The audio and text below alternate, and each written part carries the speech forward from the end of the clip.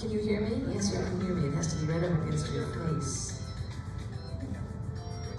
So we're reminding everybody to turn off their cell phones. Thank you, Pat. Turn off your cell phones, indeed. We are this lecture today is part of our wonderful Earth Week celebration. Earth Day is the 22nd, and we have all week of celebrating. We're tabling out in the main hall at lunchtime and just before dinner with information from the Sustainability Committee, because the Sustainability Committee is the group that is organizing a lot of these events. And today, I am so excited to introduce Carly Fraccaroli. She is from Scenic Hudson, and the title of her talk is The Promise of Proposition 1. What will the 4.2 billion, that's with a B, billion Environmental Bond Act mean for you? So we call it Prop 1, and this was overwhelmingly passed in the last election in November. And the full title will give you an idea of what Carly's going to highlight. So it's called the Environmental Bond Act, the Clean Water, Clean Air, and Green Jobs Environmental Bond Act. So I'm going to tell you a little bit about Carly. She is the State Policy Coordinator for Scenic Hudson. This is a statewide role, although she does have some local roles in our Hudson Valley as well. So she works on critical environmental issues from regenerative agriculture to renewable energy. And then locally in the Hudson Valley, she's gotten involved in statewide coalition groups. These are all the groups locally that get everything done on the ground. They support environmental initiatives, and then she also advocates in Albany for legislation and funding that benefits us all. So for example, she's part of a group, she and her partners have had several legislative wins in this past year. And an example is they secured budget appropriations for every priority line item in the Environmental Protection Fund. So that is poised to happen again this year. That funds money for the environment. And she also explained to me that New Paltz is one of 5 towns in the Hudson Valley that has a community preservation fund. If you recall on the ballot, we overwhelmingly passed the 1% tax on any home that's purchased over $400,000. And that 1%, the money of that 1% goes into protecting green spaces and open lands. So our town did a wonderful job. We overwhelmingly passed that. And just a little reminder that we have our town board. We have 3 people running for 2 spots. June 27th is the primary. So these are the people that we elect to do things like that. So boots on the ground affects us quite profoundly. Carly also chaired the Coalition Building Committee, and that committee is statewide, and her group specifically helped to orchestrate the passage of the Environmental Bond Act that she's going to be discussing today. Do you want me to tell you what you were doing before you did all of this? Before she came to Scenic Hudson, she worked at the New York Natural Heritage Program. She managed the data that populates IMAP invasives, the online hunt for invasive species data. So they're collecting all kinds of data. And when she's not working, you saw that wonderful picture of her hiking out front around the Hudson Valley. She helps frogs and other wildlife across roads during peak migrations and cross-stitching in the company of her 2 cats. So I am so delighted to introduce you to Carly Fraccaroli. So, thank you all.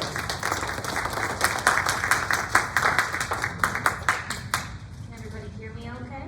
Okay, great. Thank you so much for the warm welcome. It's so wonderful to be here with you all. Joy gave a wonderful introduction.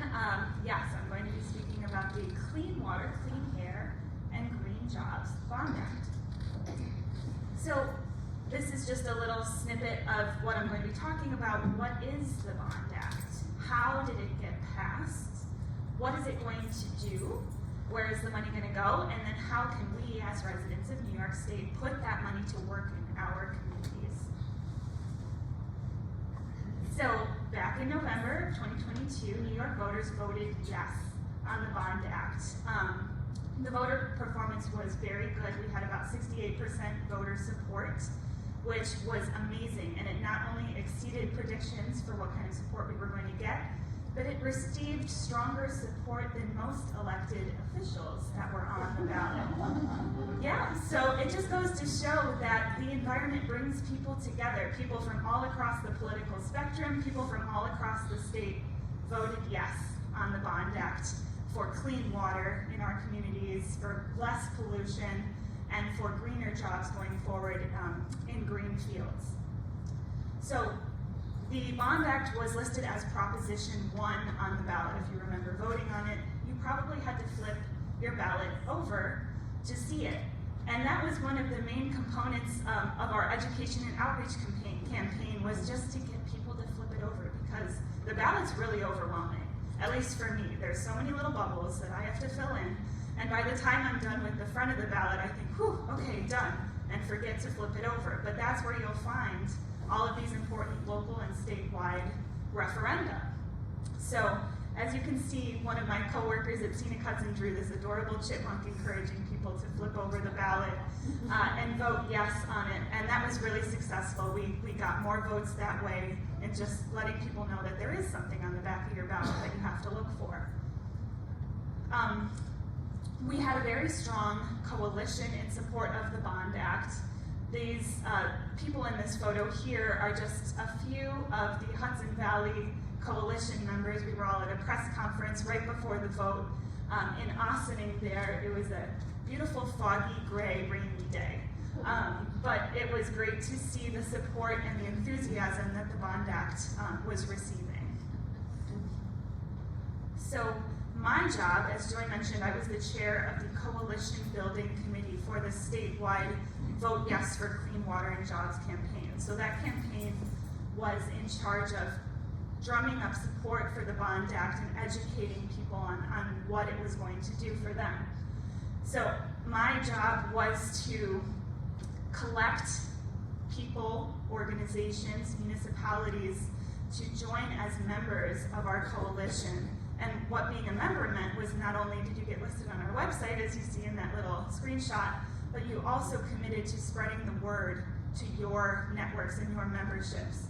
So we kind of used what I imagine is a spiderweb approach to getting the word out about the Bond Act. We had a membership in our coalition, and then they shot the word out to their memberships. And that was a way where we could really reach into the farthest corners of the state through our awesome committed members that we had there. And that's just a snippet of what we had in terms of membership numbers. We actually had over 300 people and organizations sign on to our coalition, which was really wonderful. And these people were representatives of public health organizations, Friends of Parks, labor unions. So we didn't just have green environmental groups or environmentally, who you would typically think is environmentally people signing on to this. It was very broad support. And I also mentioned municipalities. We had municipalities sign on to our coalition in a slightly different way. So you see here an example, the town of Gardner, your neighbor, passed a municipal resolution in support of the Bond Act. So that was a way to show local support, local governmental support for this statewide governmental initiative that was happening. So now we talked about a little bit about how it got passed. Now we're going to turn to what we're going to do with all of this money. So like Joy said, 4.2 billion with a B. That seems like a lot of money, right? But once you start breaking it down into these categories, you're going to see it's going to go pretty fast because the need for this funding across the state is so great. That's why that number is so big, because it really is needed. And then it also covers a whole bunch of different programs. So the Bond Act is split up into these 4 allocation categories here.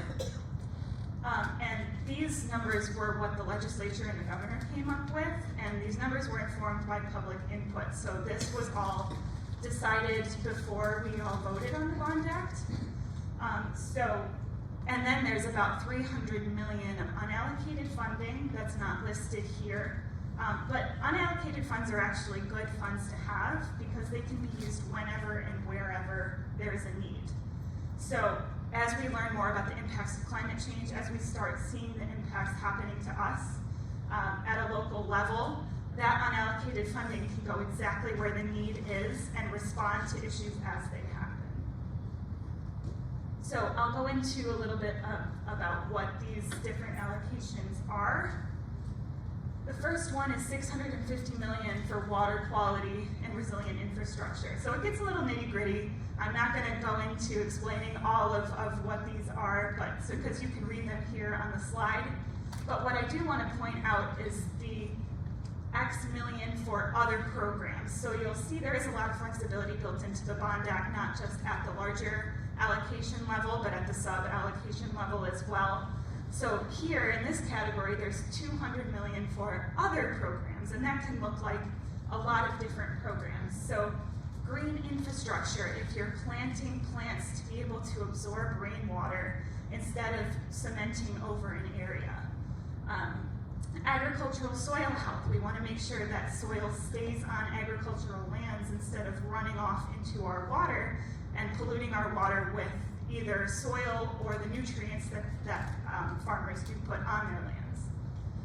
Harmful algal blooms, or HABs, H-A-B, those are things that happen when there's too much nutrients in the water. Algae forms, you can't swim in there because it's toxic to you. So you'll see sometimes, even in the Hudson Valley, there are local swimming holes that have been closed for seasons and seasons because harmful algal blooms happen every year. We want to be able to utilize our recreational spaces, and Bond Act money can go towards reducing harmful algal blooms or eliminating them completely in the future. And then you may or may not be surprised to know that lead service lines are still miles and miles of them throughout New York State. So the lead pipes are bringing water into our homes and businesses. You may have heard of Flint, Michigan, and the lead toxicity that's happening there in children and older adults. So New York State has the same problem, and this problem has been happening for years. It's time to remove these lead service lines and have our water delivered to us in a much more healthy way so that we're not poisoned by lead. The Bond Act will go towards replacing those lead service lines. The next allocation category is $1.1 billion for restoration and flood risk reduction. Again, there are sub-allocations here that has specific places where this money will go. In the other category, again, there's dam, bridge, and culvert removal. So if there's floodwaters, a dam could potentially get overwhelmed and break. A bridge could get washed out. And if we keep doing the same thing over and over again, rebuilding the bridge, rebuilding the dam, it's not going to make sense going forward as we see with climate change, more intense rainfall, more increased stormwater. So removing them, altering them, or relocating them makes a lot more sense for our resilience to climate change going forward. The next allocation category is $1.5 billion for climate change mitigation. This is a very important category. As, like I said, we're seeing increased impacts of climate change and worse impacts of climate change now. So what are we going to start seeing in the future? So the $300 million in that other category there again, I wanted to just call out because it talks about projects that can be done for urban forestry and urban heat. So I don't know if you all are familiar with the urban heat island effect, but if you go to New York City, oftentimes it'll be a couple of degrees hotter there than it is here. And why is that? Because the solar radiation coming in doesn't have anywhere to go, so it gets absorbed in brick or cement or asphalt or whatever other building materials there are there. And then people basically just are cooking with all of that radiation. But if you plant trees, trees will not only provide shade, but they absorb some of that solar radiation too, so they provide a cooling effect. So urban forestry projects are really important in places, not just in New York City, but in Kingston, for example, smaller urban areas like Poughkeepsie, where people might not have another place to go. They might not have access to green space where they can find reprieve from this heat in the summer. So we really need to be thinking about those communities and dedicating funding to them, and the Bond Act will do that. And then finally, the last category here, $650 million for open space conservation and recreation. I was talking about recreation a little bit earlier.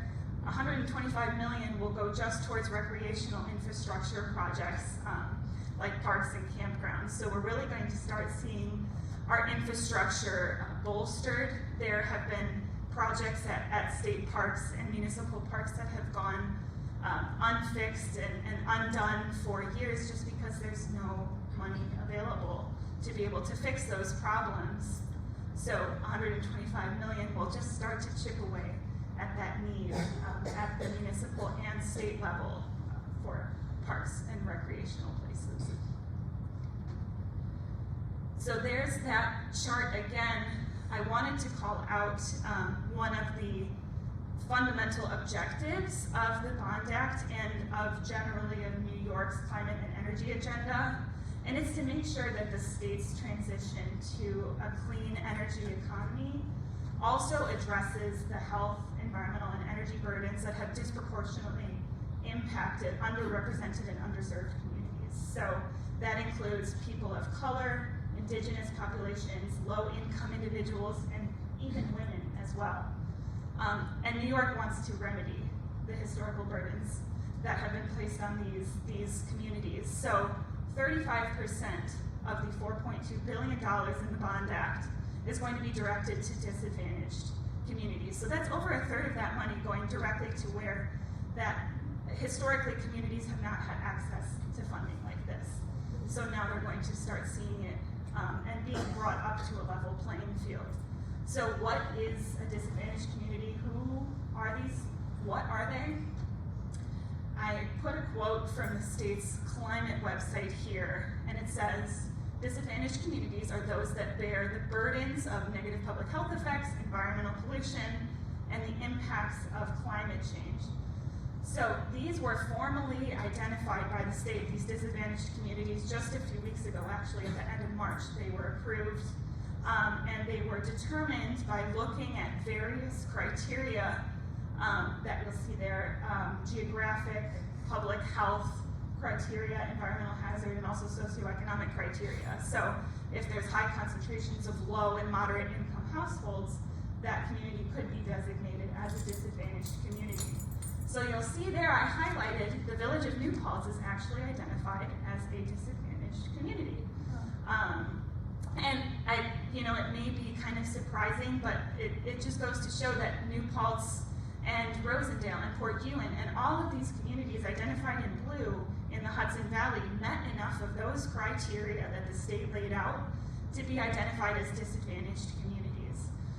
So if we think about where that Bond Act money is going to be going, it's going to be coming to communities like this in blue, and prioritized. These communities will be prioritized as recipients of Bond Act funding.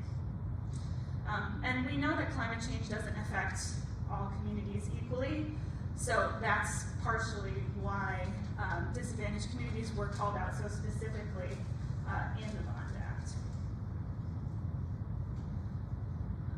So just stepping back a little bit, I wanted to explain why disadvantaged communities are so prioritized within the Bond Act and where all of this, where the Bond Act really came from. So back in 2019, the Climate Leadership and Community Protection Act was passed, and it set goals and requirements to put New York on a path toward carbon neutrality. And all throughout this process, they wanted to make sure that they ensured equity and system reliability and a just transition, so bringing everybody along as we transition from fossil fuels to clean energy. And then under that Climate Leadership and Community Protection Act, a climate justice working group was formed.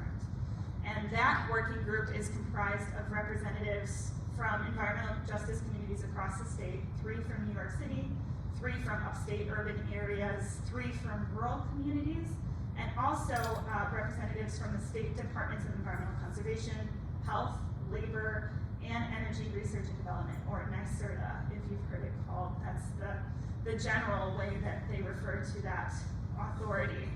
So all of these representatives of communities and representatives at the state level have been providing strategic advice for incorporating the needs of disadvantaged communities into the climate scoping plan. And the climate scoping plan is what came out of that Climate Leadership and Community Protection Act.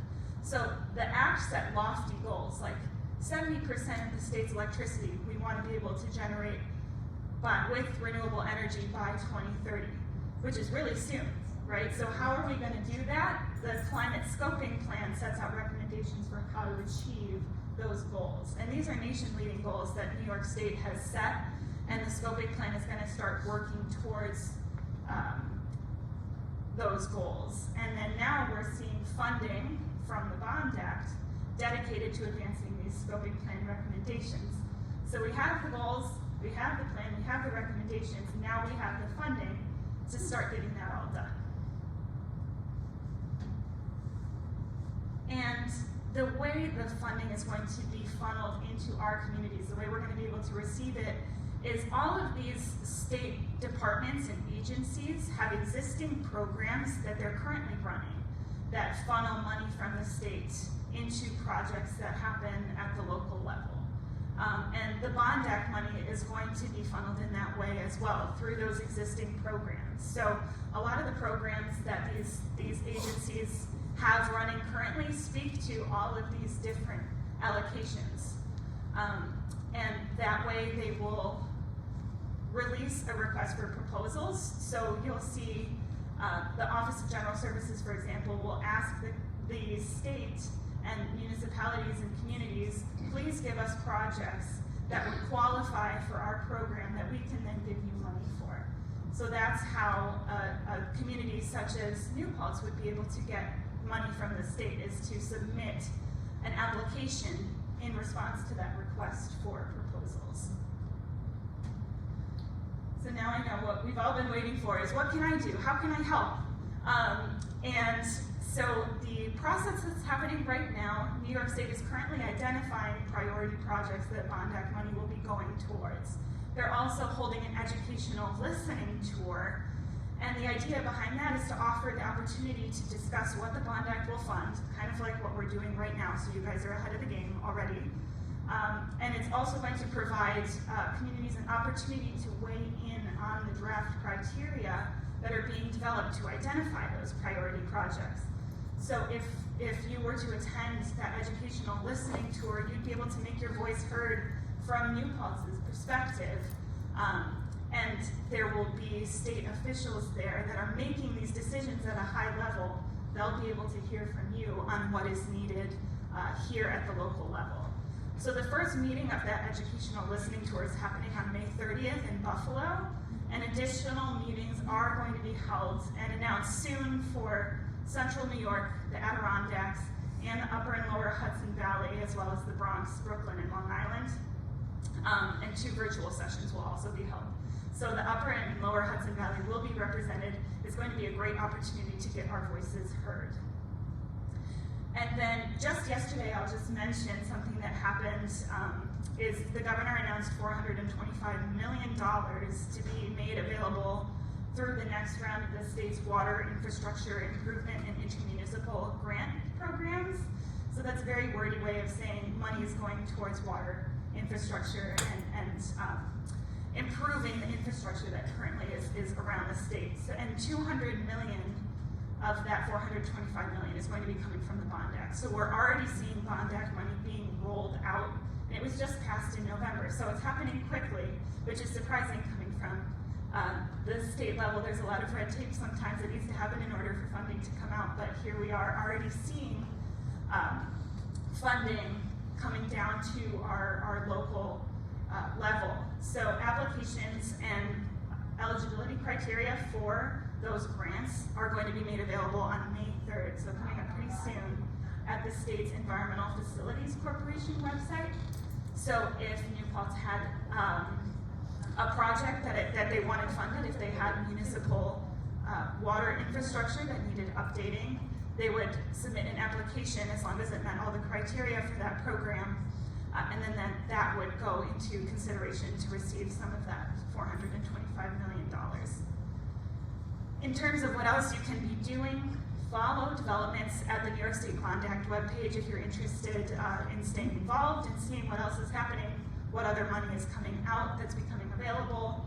I've put a link to the website there, but I can also share it. The state has committed to ensuring transparency throughout this process, and they're going to be posting updates on that website. So that's where you can find all of the information that you might need about the Bond Act. And then keep thinking about local projects that you might want to get funded by this money coming from the state. If you have ideas in mind for a project that could happen here at the local level, elevate it to your governmental officials, even Ulster County Executive Jen Metzger. Encourage her to find Bond Act eligible plans and projects and then prioritize them or lift up your plans so that they're ready for Bond Act funding, so that you're not scrambling at the last minute to find an application or a way to apply for those funds. You're already ready to go. You already have a plan. And that's going to make the process a lot easier in trying to get this funding. So if you have local projects in mind, start thinking about how they might fit into that wheel there of allocation categories. And watch out for requests for proposals. And that is the end of my prepared comments, but if you have questions, please feel free. I will answer them to the best of my ability, and thank you very much for listening.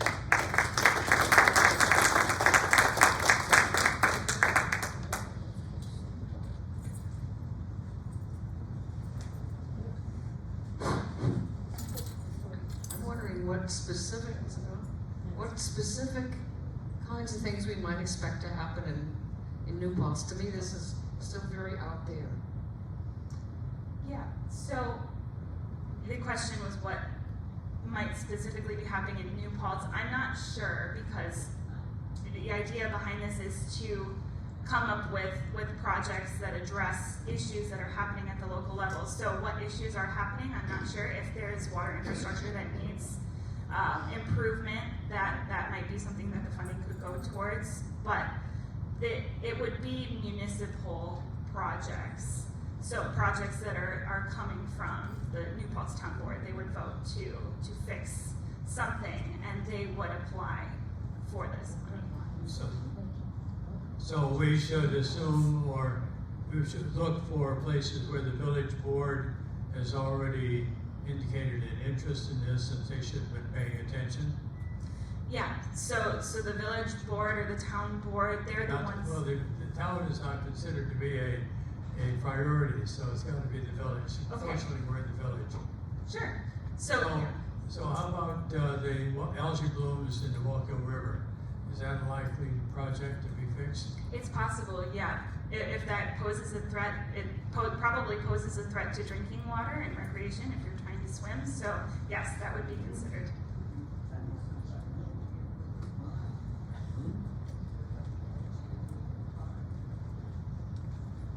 Can you tell us some of the projects that St. Augustine is going to ask funds for? That's a good question. I cannot.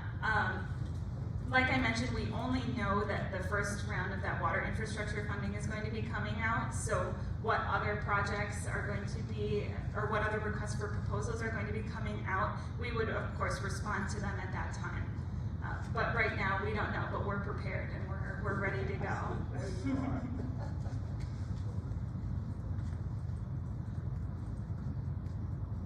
Maybe this is naive, but explain to me what a bond is. Where does the money come from, and what obligations does it include? That is a great question, and I'm going to pull up my notes here because I've had to explain this before.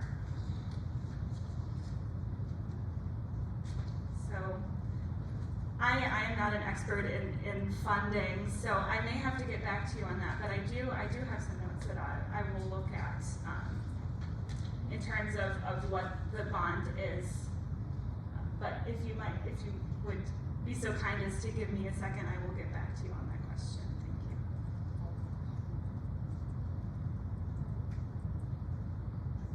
You see, it's complex, very complex, right?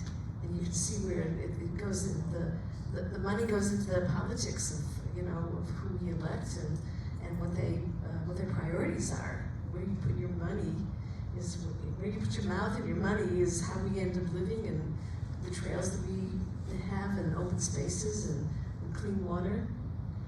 There was a Is there another hand back there? Oh, okay.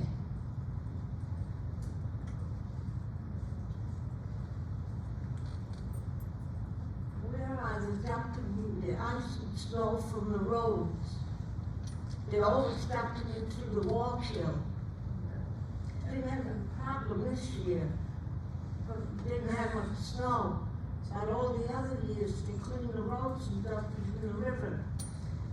Yeah, we know that is an issue, especially when salt roads are treated with salt, and then salt goes into our waterways, and it really contaminates the surrounding land as well, and it makes it, the salinity content is very unhealthy for the land. So something that municipalities are doing, I'm from the village of Rhinebeck. The village of Rhinebeck is actually treating the roads with a saline solution rather than the rock salt that you normally see these trucks spray all over the roads. So the saline is a pre-treatment, and it's supposed to melt the snow a little bit before a big snowstorm happens. You might not even need to put down rock salt, and that's a way that we are decreasing the amount of salt that we're putting on our roads. Now, that's not happening everywhere. Hopefully it starts to pick up more traction, but it definitely is an issue.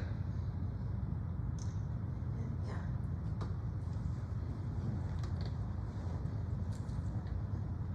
The pesticides that have been used on the orchards around here, is there any consideration for cleaning up the leftover dirt?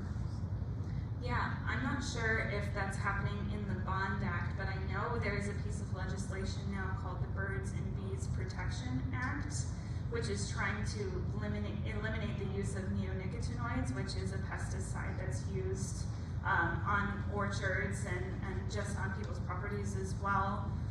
So there is legislation out there to try to control what types of pesticides are used so that we're not killing birds and bees and other things that shouldn't be killed when we're just trying to kill the pests. And along with the previous question about bonding, the previous proposition 20 years ago, there were no safeguards, financial safeguards in it, so they really don't know where that money went. I mean, they know that some of the projects were done, but they don't really have any follow-up oversight. Is there any oversight in this one? That is a good question. I do not know the answer to that. I would hope that there is more and that they've learned from, the last Bond Act was in 1996.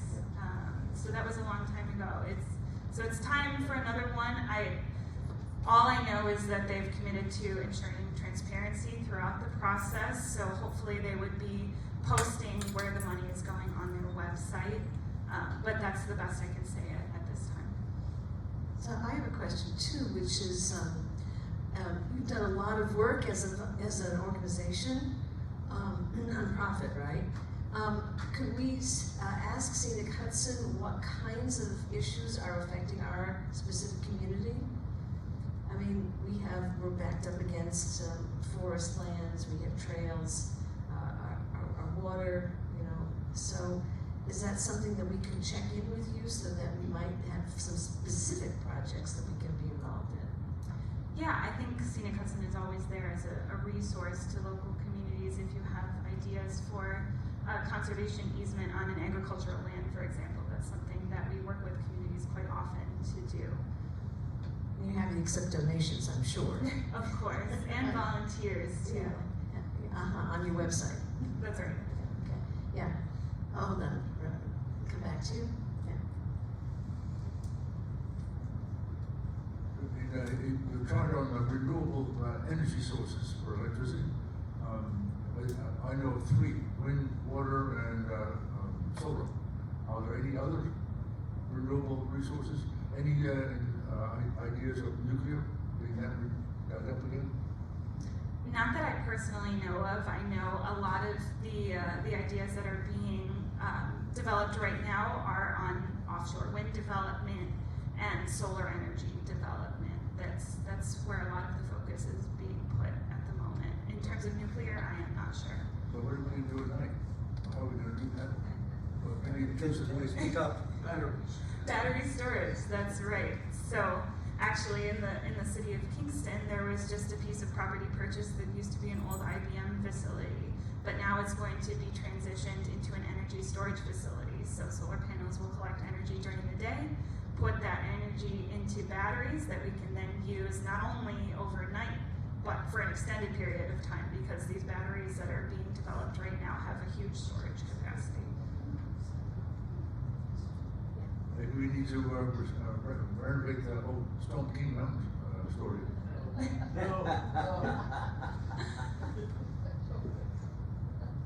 Betsy, did you, Malcolm, do you have your hand up? Betsy, did you?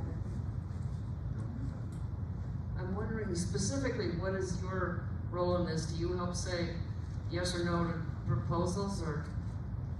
I do not. So my role in getting the Bond Act passed was that education and outreach component. So I'm trying to get people to vote yes on the Bond Act. On other things, I will speak with legislators and bring stories from the community that Scenic Hudson represents, and encourage them to either increase funding for parks, for example, or pass legislation like the Birds and Bees Protection Act that I talked about. So bringing our priorities, our regional priorities, to the state level is basically a summation. I have a question about dance camera and other big facilities that are still fossil fuel oriented. And so is there money in this act that goes, that helps communities sort of fight against that? There's a pipeline coming down, that's coming through the river, through the Hudson, and through our communities that's potentially can leak and all. I mean, is there stuff like that in the act? I think it's more for projects that are addressing issues that we're seeing on the ground, and not issues like that that are currently being fought over at a higher level at the state level. Anyone else? So, okay, well, Carly, you've done a great job in giving us a good overview. And I think what the sustainability will be doing, our committee, is really sort of honing in if there's any very specific projects that we locally, and that we will be in touch with you, I'm sure, asking you questions as to what we might be able to do. Okay, everybody, thank you so much for coming today.